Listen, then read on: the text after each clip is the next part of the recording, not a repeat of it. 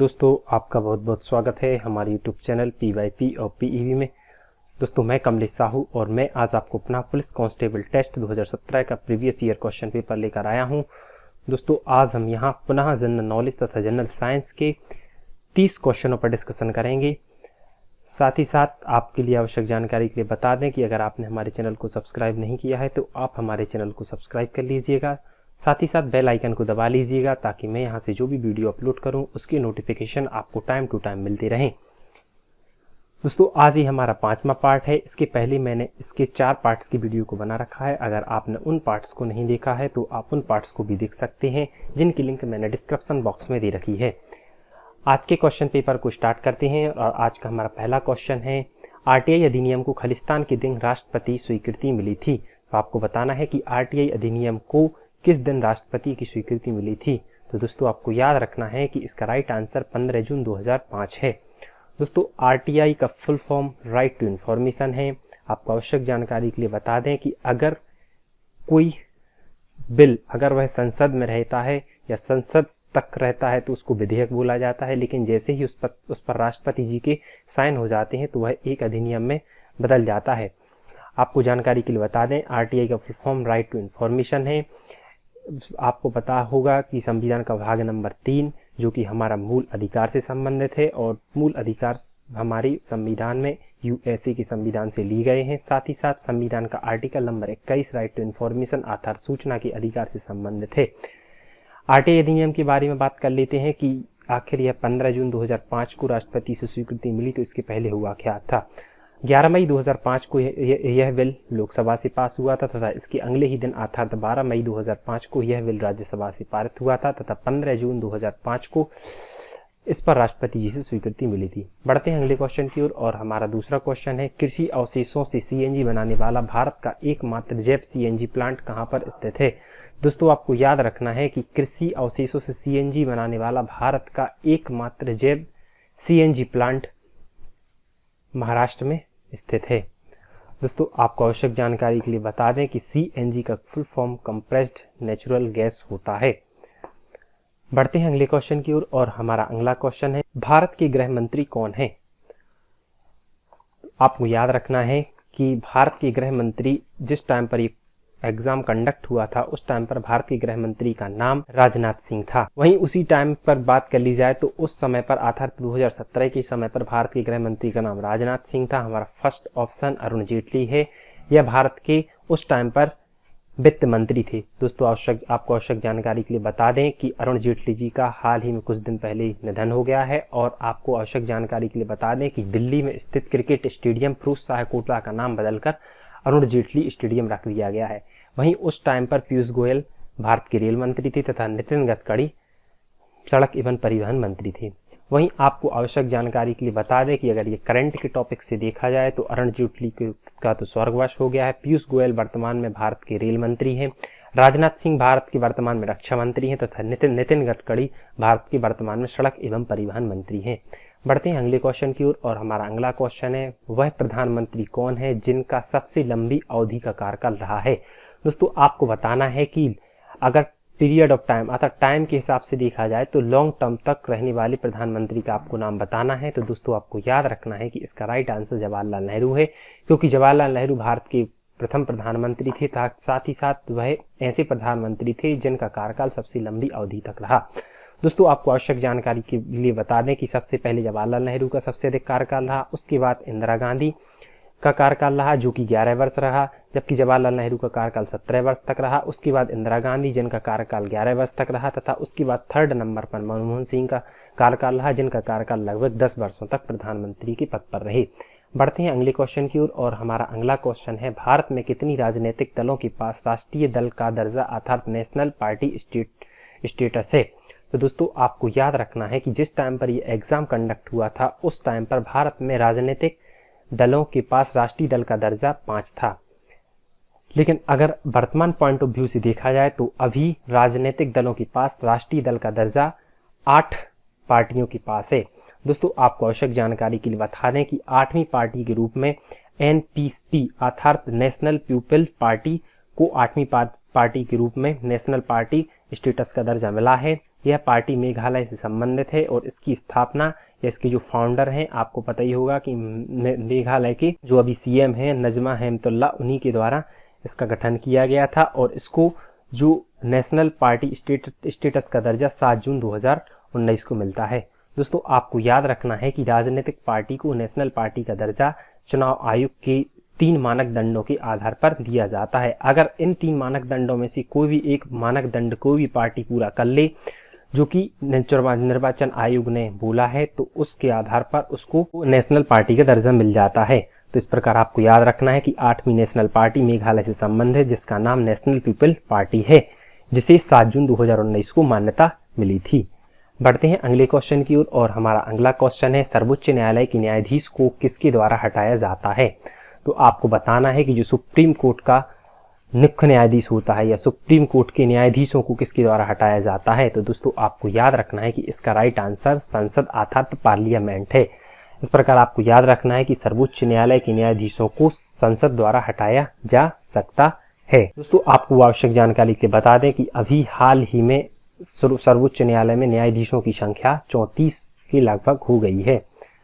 हमारा अगला क्वेश्चन है, सतीश धवन अंतरिक्ष केंद्र कहां पर स्थित है? तो दोस्तों आपको याद रखना है कि सतीश धवन अंतरिक्ष केंद्र श्रीहरिकोटा में स्थित है। तो दोस्तों इस प्रकार इसका राइट आंसर होगा श्रीहरिकोटा, जो कि आंध्र प्रदेश के अंतर्गत आता है।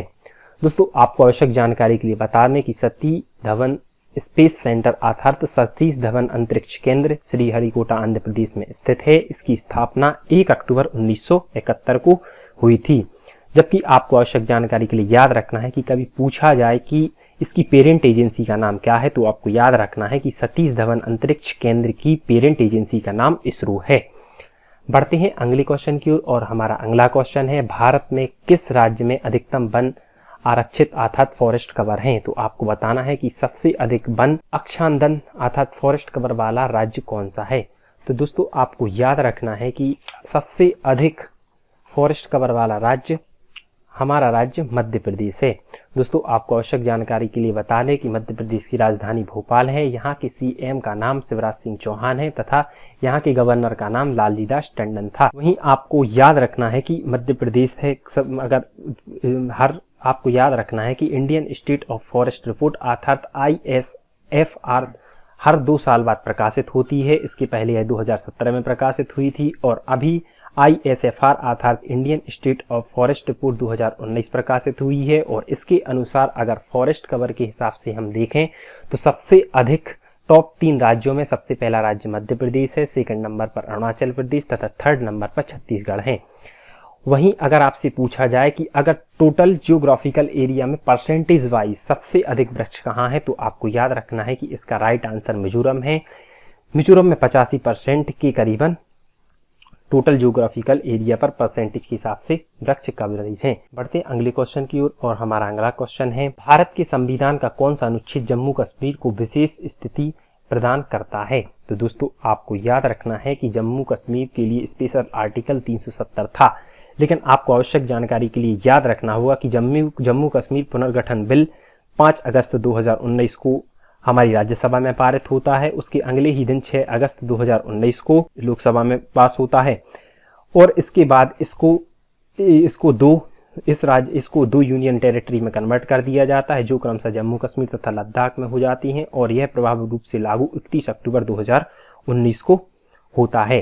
तो इस प्रकार आपको याद रखना है कि अब आर्टिकल 35A तथा 370 आर्टिकल को में वर्णित जम्मू कश्मीर को विशेष स्थिति का दर्जा हटा दिया गया है। बढ़ते हैं अगले क्वेश्चन की ओर और हमारा अगला क्वेश्चन है, भारत में 100% विद्युतीकरण प्राप्त करने वाला राज्य कौन सा है? तो दोस्तों आपको याद रखना है कि भारत में 100% विद्युतीकरण प्राप्त करने वाला राज्य गुजरात है। बढ़ते हैं अगले क्वेश्चन की ओर और हमारा अगला क्वेश्चन है, 2016 में ब्रिक्स स्मार्ट शहर कॉन्फ्रेंस खालिस्तान में आयोजित की गई थी। तो दोस्तों आपको याद रखना है कि 2016 में ब्रिक्स स्मार्ट शहर कॉन्फ्रेंस राजस्थान की कैपिटल जयपुर में आयोजित की गई थी। दोस्तों आपको आवश्यक जानकारी के लिए बता दें कि राजस्थान की कैपिटल जयपुर है, यहाँ के सीएम का नाम अशोक गहलोत है तथा यहाँ के गवर्नर का नाम कलराज मिश्र है। बढ़ते हैं अगले क्वेश्चन की ओर और हमारा अगला क्वेश्चन है, निम्नलिखित में से सबसे कम उम्र का शतरंज का भारतीय ग्रैंड मास्टर कौन है? तो दोस्तों आपको याद रखना है कि परिमार्जन नेगी भारत के सबसे कम उम्र के भारतीय ग्रैंड मास्टर का दर्जा प्राप्त किए हुए हैं। बढ़ते हैं अगले क्वेश्चन की, जो कि हिस्ट्री से संबंधित है। टीपू सुल्तान इस क्षेत्र का शासक था। तो दोस्तों आपको याद रखना है कि टीपू सुल्तान मैसूर का शासक था। बढ़ते हैं अगले क्वेश्चन की ओर, और जो कि हमारा मध्य प्रदेश से संबंधित है। भारत के 12 ज्योतिर्लिंग हैं, उनमें से 2 मध्य प्रदेश में कहां कहां पर स्थित हैं? तो दोस्तों आपको याद ही रखना है, या वैसे भी बेसिकली पता ही होगा कि भारत में टोटल 12 ज्योतिर्लिंग हैं, जिसमें से 2 हमारे मध्य प्रदेश में हैं। एक हमारा मध्य प्रदेश के उज्जैन में स्थित है तथा दूसरा मध्य प्रदेश के ही ओमकारेश्वर में स्थित है। इस प्रकार इसका राइट आंसर उज्जैन और ओमकारेश्वर होगा। बढ़ते हैं अगले क्वेश्चन की ओर, और हमारा अगला क्वेश्चन है 1965 में हुए भारत पाकिस्तान युद्ध के समय भारत के प्रधानमंत्री कौन थे? तो दोस्तों आपको बताना है कि जब इंडिया और भारत और पाकिस्तान का 1965 का युद्ध हुआ था, उस समय पर भारत के प्रधानमंत्री कौन थे? तो दोस्तों आपको याद रखना है कि उस समय पर भारत के प्रधानमंत्री लाल बहादुर शास्त्री थे। बढ़ते हैं अगले क्वेश्चन की ओर, और हमारा अगला क्वेश्चन है जो कि मुगल साम्राज्य से संबंधित है। अंतिम मुगल सम्राट कौन था? तो दोस्तों आपको याद रखना है कि अंतिम मुगल सम्राट बहादुर शाह द्वितीय था। वहीं आपको आवश्यक जानकारी के लिए बता दें कि प्रथम मुगल शासक का नाम बाबर था। उसके बाद औरंगजेब सबसे शक्तिशाली मुगल सम्राट था। इसके बाद जो मुगल डायनेस्टी है वह डिक्लाइन होना प्रारंभ हो जाता है। साथ ही साथ आपको याद रखना है कि औरंगजेब को जिंदा पीर की उपाधि दी गई थी। बढ़ते हैं अगले क्वेश्चन की ओर, और हमारा अगला क्वेश्चन है काहिरा बांध कहां पर स्थित है? तो दोस्तों आपको याद रखना है काशी काहिरा और काशी कैमूर जिला, अर्थात इसका राइट आंसर काहिरा बांध कैमूर जिले में स्थित है। बढ़ते हैं अगले क्वेश्चन की ओर, और हमारा अगला क्वेश्चन है भारत के किस पड़ोसी देश में सुंदरवन फैला हुआ है? तो दोस्तों आपको याद रखना है कि भारत के बांग्लादेश के यहाँ पर, अर्थात भारत के बांग्लादेश पड़ोसी देश के यहाँ पर सुंदरवन फैला हुआ है। दोस्तों आपको आवश्यक जानकारी के लिए बता दें कि बांग्लादेश की कैपिटल ढाका है। यहाँ के पीएम का नाम शेख हसीना है। वहीं यहाँ के प्रेसिडेंट का नाम अब्दुल्ला है। बढ़ते हैं अगले क्वेश्चन की ओर, और हमारा अगला क्वेश्चन जो कि मध्य प्रदेश का बहुत ज्यादा पूछा जाने वाला क्वेश्चन है, और ये हर एक एग्जाम में पूछा जाता है। प्रसिद्ध गायक तानसेन कहाँ से थे? तो दोस्तों आपको याद रखना है कि प्रसिद्ध गायक तानसेन ग्वालियर से संबंधित हैं। दोस्तों चूंकि यह क्वेश्चन हर एक एग्जाम में रिपीट होता है, या तानसेन समारोह से संबंधित फैक्ट हैं जो हर एक एग्जाम में रिपीट होते हैं, तो उससे संबंधित जो भी इंपोर्टेंट फैक्ट हैं उनको आपको बड़े ध्यान से सुनना है। मैं इससे रिलेटेड पूरे आपको फैक्ट बता रहा हूं। सबसे पहले आपको याद रखना है कि तानसेन समारोह यह ध्रुपद गायन के लिए प्रसिद्ध है। तानसेन का मूल नाम रामतनु पांडे था। वहीं आपसे व्यापम के ही क्वेश्चन पेपर में पूछा गया है कि तानसेन का जन्म कहाँ हुआ था? तो दोस्तों आपको याद रखना है कि बेहट ग्वालियर में तानसेन का जन्म हुआ था। कभी कभी पूछ लिया जाता है कि इनके गुरु का नाम क्या है? तो दोस्तों आपको याद रखना है कि इनके 2 गुरु थे, एक इनके मुस्लिम गुरु थे तथा दूसरे इनके संगीत गुरु थे। तो आपको याद रखना है कि इनके मुस्लिम गुरु का नाम मोहम्मद गौस है तथा इनके संगीत गुरु का नाम हरिदास है। वहीं दोस्तों आपको याद रखना है कि तानसेन अकबर के 9 रत्नों में से एक थे तथा अकबर ने रीवा नरेश रामचंद्र के दरबार से इन्हें प्राप्त किया था। वहीं मध्य प्रदेश सरकार द्वारा प्रतिवर्ष तानसेन समारोह दिया जाता है। तो दोस्तों आपको याद रखना है कि तानसेन से संबंधित एक पुरस्कार है जिसका नाम तानसेन पुरस्कार है। तानसेन पुरस्कार, चूंकि तानसेन एक प्रसिद्ध गायक थे, इस प्रकार आपको याद रखना है कि तानसेन पुरस्कार क्लासिकल म्यूजिक अर्थात शास्त्रीय संगीत की उपलब्धियों के लिए दिया जाता है। तानसेन पुरस्कार की शुरुआत 1980-81 में हुई थी और उपहार स्वरूप विजेता को 2 लाख रुपए की राशि दी जाती है। आपसे पूछ लिया जाता है कि तानसेन पुरस्कार पाने वाली प्रथम व्यक्ति कौन थी? तो दोस्तों आपको याद रखना है कि तानसेन पुरस्कार प्राप्त करने वाले प्रथम व्यक्ति पंडित कृष्णराव शंकर थे। वहीं 2018 करंट अफेयर से क्वेश्चन भी पूछ लिए जाते हैं कि 2018 का तानसेन पुरस्कार किसे मिला? तो दोस्तों आपको याद रखना है कि 2018 का तानसेन पुरस्कार मंजू मेहता को मिला, जो कि एक सितार वादक थी, तथा 2019 का तानसेन पुरस्कार पंडित विद्याधर व्यास को मिला। तो इस प्रकार तानसेन समारोह से संबंधित जितने भी क्वेश्चन थे वो मैंने आपको बता दिए। आपको याद रखना है कि तानसेन का मकबरा तथा इनके गुरु मुस्लिम गुरु मोहम्मद गौस का मकबरा, दोनों का मकबरा ग्वालियर में स्थित है। बढ़ते हैं अगले क्वेश्चन की, जो कि हमारे जनरल साइंस से संबंधित है, और हमारा अगला क्वेश्चन है बहुकोशिकीय जीवों के विषय में गलत शब्द का चयन कीजिए। तो दोस्तों आपको बताना है कि बहुकोशिकीय अर्थात मल्टी सेलुलर ऑर्गेनिज्म के केसेस में कौन सा स्टेटमेंट गलत है। तो दोस्तों हमारा फर्स्ट ऑप्शन है प्रत्येक प्रकार की कोशिकाएं विशिष्ट कार्य करने के लिए होती हैं, तो बिल्कुल सही है। दूसरा ऑप्शन है सभी कोशिकाएं जीव संबंधी सभी कार्य करती हैं, ये भी बिल्कुल सही है। हमारा फोर्थ ऑप्शन है प्रत्येक कोशिका का अलग अस्तित्व होता है, ये भी बिल्कुल सही है। लेकिन हमारा थर्ड ऑप्शन सभी कोशिकाएं समरूप होती हैं अर्थात ऑल सेल्स आर आइडेंटिकली, तो ये बिल्कुल स्टेटमेंट गलत है, क्योंकि वही कोशिकीय जीवों में कोशिकाएं तो होती हैं लेकिन हम ये नहीं कह सकते कि हर कोशिकाएं रहती हैं वो एक समान होगी।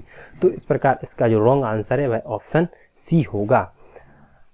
बढ़ते हैं अगले क्वेश्चन की ओर और हमारा अगला क्वेश्चन है समतल दर्पण में आभासी प्रतिबिंब सदैव इस पर निर्मित होता है। तो दोस्तों आपको याद रखना है कि समतल दर्पण में आभासी प्रतिबिंब सदैव बिहाइंड द मिरर अर्थात दर्पण के पीछे निर्मित होता है। पढ़ते हैं अगले क्वेश्चन की ओर और हमारा अगला क्वेश्चन है उस संरचना का नाम बताइए जो पशु कोशिका के आसपास के परिवेश से कोशिका अवयवों को पृथक करती है। तो दोस्तों आपको उस संरचना अर्थात उस संरचना का नाम बताना है जो पशुओं अर्थात एनिमल में आसपास के परिवेश के कोशिका अवयवों को पृथक करती है। तो दोस्तों इसका राइट आंसर होगा सेल मेम्ब्रेन अर्थात कोशिका झिल्ली होगा, जो कि कोशिका अवयवों को पृथक करती है। बढ़ते हैं अगले क्वेश्चन की ओर और हमारा अगला क्वेश्चन है गेहूं एक बीजपत्री है, क्योंकि दोस्तों आपको याद रखना ही गेहूं एक बीजपत्री है क्योंकि इसमें रेशेदार जड़ प्रणाली होती है। तो इस प्रकार राइट आंसर होगा हमारा पहला। बढ़ते हैं अगले क्वेश्चन की ओर और हमारा अगला क्वेश्चन है संयोजी ऊतक का एक उदाहरण है। हमारा फर्स्ट ऑप्शन है सिर्फ उपास्थि, सेकंड ऑप्शन है सिर्फ अस्थि, थर्ड ऑप्शन है सिर्फ रक्त और फोर्थ ऑप्शन है उपरोक्त सभी। तो दोस्तों आपको याद रखना है कि संयोजी ऊतक के एग्जाम्पल हमारे तीनों ऑप्शन अर्थात ऑल ऑफ द अबव उपरोक्त सभी होगा। बढ़ते हैं अगले क्वेश्चन की ओर और हमारा अगला क्वेश्चन है अमीबा में अलैंगिक जनन इसके माध्यम से होता है। तो दोस्तों आपको याद रखना है कि अमीबा में अलैंगिक जनन वाइनरी फ्यूजन अर्थात द्विविखंडन के कारण होता है। यह एक प्रकार का एक कोशिकीय जीव है जिसको हम प्रोकैरियोटिक श्रेणी में रखते हैं। बढ़ते हैं अगले क्वेश्चन की ओर और हमारा अगला क्वेश्चन है बड़े बांधों के निर्माण का विरोध इस कारण होता है। तो आपको बताना है कि बड़े बांधों के निर्माण का विरोध आखिर क्यों होता है। तो सिर्फ पर्यावरणीय कारणों से, सिर्फ आर्थिक कारणों से, सिर्फ सामाजिक कारणों से या उपरोक्त सभी। तो दोस्तों आपको याद रखना है कि इसका राइट आंसर होगा उपरोक्त सभी। बढ़ते हैं अगले क्वेश्चन की ओर और हमारा अगला क्वेश्चन है यदि पोटेशियम परमैंगनेट का एक रवा जल युक्त बीकर में रखा जाता है तो कुछ समय पश्चात यह गुलाबी रंग का हो जाता है। इस परीक्षण के द्वारा पदार्थ की कौन सी विशेषता निष्कर्ष निकाली जाती है। हमारा फर्स्ट ऑप्शन है ठोस के कणों पर दबाव देने से आसानी से टूट जाते हैं, जो कि बिल्कुल गलत है। सेकंड ऑप्शन है पदार्थ के कणों के बीच अंतराल होता है, बिल्कुल ये सही है। थर्ड ऑप्शन है ठोस के कण कसकर बंधे होते हैं तथा दृढ़ होते हैं। और फोर्थ ऑप्शन है द्रव के कण ढीले बंधे होते हैं तथा बेप्रवाह हो सकती हैं। तो दोस्तों इसका राइट आंसर है पदार्थ के कणों के बीच अंतराल होता है अर्थात particle of the matter have space in between them होगा। बढ़ते हैं अगले क्वेश्चन की ओर और हमारा अगला क्वेश्चन है निम्नलिखित में से कौन सा एक तापसु घट्ट है। तो दोस्तों आपको बताना है कि एक तापसु घट्ट कौन सा है। Which of the following is a thermoplastic. तो दोस्तों आपको याद रखना है कि इस ऑप्शन में हमारा राइट आंसर पीवीसी होगा। तो दोस्तों आपको आवश्यक जानकारी के लिए बता दें कि पीवीसी एक प्रकार का तापसु घट्ट है। पीवीसी का फुल फॉर्म पॉलीविनाइल क्लोराइड है। बढ़ते हैं अगले क्वेश्चन की ओर और हमारा अगला क्वेश्चन है जब एक दंड चुम्बक को दो बराबर भागों में काटा जाता है तो क्या होता है। तो दोस्तों आपको बताना है कि जब एक दंड चुम्बक को हम दो बराबर भागों में काट देते हैं तो क्या होगा। तो दोस्तों आपको याद रखना है कि जब हम एक दंड चुम्बक को दो बराबर भागों में बांट देते हैं तो आपको याद रखना है कि इसका राइट आंसर होगा प्रत्येक भाग एक चुम्बक बन जाता है अर्थात each parts will become a magnet. हमारा अगला क्वेश्चन है solar cell are made up of अर्थात सौर सेल किसके बने होते हैं। तो दोस्तों आपको याद रखना है कि सौर सेल अर्धचालक अर्थात सेमीकंडक्टर के बने होते हैं। हमारा अगला क्वेश्चन है किस प्रकार की पेशी लंबी गतिविधि के द्वारा थक जाती हैं। तो दोस्तों आपको याद रखना है कि इसका राइट आंसर होगा धारीदार अर्थात धारीदार प्रकार की पेशी लंबी गतिविधियों के द्वारा थक जाती हैं। बढ़ते हैं अगले क्वेश्चन की ओर और हमारा अगला क्वेश्चन है निम्नलिखित में से क्या अत्यधिक ठंड के विरुद्ध ध्रुवीय वायु को रूधन प्रदान करता है। अर्थात आपको यह बताना है कि अत्यधिक ठंड वाले एरिया में जो ध्रुवीय भालू को रुधन कौन प्रदान करता है? तो दोस्तों आपको याद रखना है कि इनकी बॉडी पर एक फैट लेयर अर्थात वसा की परत रहती है जो कि इन्हें अत्यधिक ठंड के विरुद्ध ध्रुवीय भालू को रुधन प्रदान करती है। बढ़ते हैं अगले क्वेश्चन की ओर, जो कि हमारा साइंस से संबंधित क्वेश्चन है। निम्नलिखित में से कौन सा एक संपर्क बल का उदाहरण है? अर्थात आपको बताना है कि इनमें से कौन एक कॉन्टैक्ट फोर्स का एग्जाम्पल है। तो दोस्तों आपको याद रखना है कि फ्रिक्शनल फोर्स अर्थात घर्षी बल एक प्रकार का संपर्क बल अर्थात कॉन्टैक्ट फोर्स है।